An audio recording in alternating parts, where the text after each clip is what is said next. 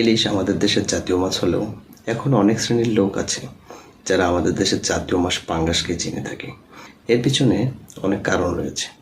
ইলিশ বর্তমান বাংলাদেশে ক্রয়সীমার বাইরে।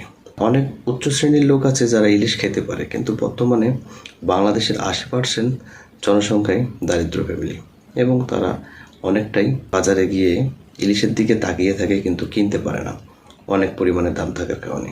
আমাদের দেশে ইলিশ উৎপন্ন হয় অনেক পরিমাণে এবং এই ইলিশ বিভিন্ন দেশে রপ্তানিও হয়ে থাকে। তবে আমরা বাংলাদেশের জনগণ আমাদের জাতীয় মাছ হওয়া সত্ত্বেও ঠিকমতো ইলিশ খেতে পারি না, এবং বিভিন্ন ক্ষেত্রে দেখা যায় যে আমাদের দেশের বাইরে অন্যান্য দেশে ইলিশের দাম আমাদের দেশের তুলনায় অনেক কম থাকে। এর পিছনে আসলে কারণ কি আমরা কেউই কিন্তু জানি না। যারা এই বিষয়গুলো নিয়ে দেখাশোনা করেন তারা হয়তো বা জানেন, কিন্তু এইসব কারণ সবার সামনে নিয়ে আসেন না। তবে যথাযথ কর্তৃপক্ষের কাছে অনুরোধ থাকবে